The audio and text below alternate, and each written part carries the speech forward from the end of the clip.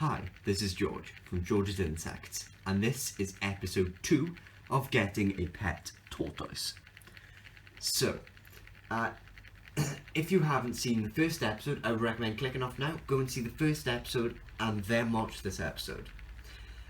So, for those of you who are still here, today I'm going to cover setting up the perfect habitat for your specific species. So I'm going to use examples here of different species to help you guys out. So assuming that you've seen the first video, done your research for a long period of time, and have decided on a type of tortoise to get, so either Mediterranean or tropical, and decided on a species. So do you want one of the larger species like the Galapagos or the sulcata, or one of the smaller species such as the Horsfield's tortoise that you're looking at now, or a redfoot tortoise? So assuming you've decided on a species, now you know the specific care for your species. So I'm going to go a bit more in depth on certain species. So we'll go for the Horsfield's tortoise to start off with. I might have to move the camera as she moves. Right, so assuming you have done your research, for a Horsfield's tortoise, you want a 5 foot by 2 foot enclosure for an adult specimen. You're going to need a UVB, UVA and heat lamp. They do come in like dual domes or mercury vapor single domes. You're going to want 2 hides, a warm hide and a cool hide. You're going to want a large water dish that they can go in, but not too deep, so they shouldn't be able to totally submerge themselves. It should just come up to just under their neck. They're going to need some rocks to file their nails, a cuttlefish bone for calcium. They're going to need a proper diet, mainly consisting of weeds and greens, such as dandelion greens. And they are going to need supplements, so they're going to need calcium and vitamin D3 supplements. So that's just the care for a Horsfield's tortoise. So the Mediterranean tortoises tend to be quite similar, but it does depend if you get a very large or a very small one. For example, sulcata is going to need a significant larger amount of room. Now, with this species, the Horsfield's tortoise is a Mediterranean tortoise species. When they're hatchlings, you're going to want a humid hide to try and avoid pyramiding, but not too humid, about 50%. But for example, with the redhead or cherryfoot tortoises, you're going to want a much more humid environment. So, assuming you've done your research and chosen a tortoise, so let's help you set up a habitat.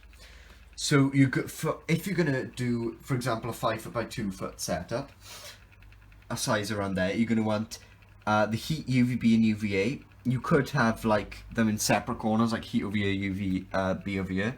But you're going to want the water dish and food dish a bit further away from the heat source. So the food will go off and the water will evaporate slower. You're going to want a hide in the warm end and a hide in the cool end. You're going to want to put a cuttlefish bone in just in case, and a few rocks. And you can do a more naturalistic vivarium with live plants. I will be upgrading Poppy in the next couple of months into a 5 foot by 2 foot custom built tortoise table. It may actually be 6 foot by 2 foot. And I'm going to put some live plants in there, some UV heat, so I'll show that. And you're going to want, so I'll show that and watch that video in the coming months. But yeah, you're going to want a water dish, and obviously there's certain care for the species. A lot of species need soaking in some sort of tub like this, so that's very important. So in terms of substrate, sorry, it's out of focus, there we go. Right, let me move ahead here. Yeah, in terms of substrate, I have a 75% topsoil or eco-earth and 25% play sand or reptile sand. You want to avoid calcium sand, and obviously this is for the more desert Mediterranean species, but then for the redfoot, cherryheads, Galapagos, the more tropical species, you're going to want a hide with some sphagnum moss in it. You might even want sphagnum moss in with the substrate. You're gonna want like a topsoil and sphagnum moss mix, or like an orchid bark and sphagnum moss mix. That really helps hold humidity in and keep the humidity high in the tank of the more tropical species of tortoise.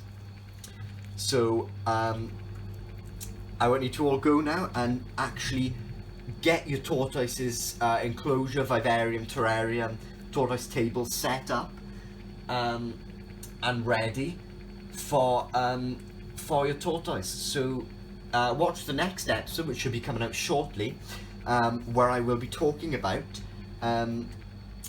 actually finding the reptile, the tortoise, so finding a breeder and obviously different things like that. So thank you for watching. If you did enjoy this video, please do give it a thumbs up, and please do consider clicking that subscribe button. If you want any more help or have any more questions, ask in the comment section down below, or my contact information is down in the description.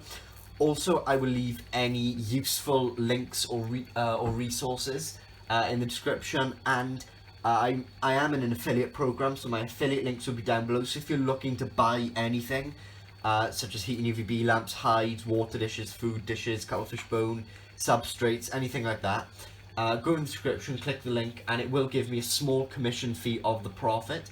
So if you're looking for a way to help the channel, go to the website. We have an online store where you can purchase certain substrates and certain plants and certain hides and supplies and things like that. We also have a merch website on Teespring, and you can use the affiliate links. So if you're looking for a way to help the channel, that's the way to do it. So thanks for watching, and stay tuned for the next one.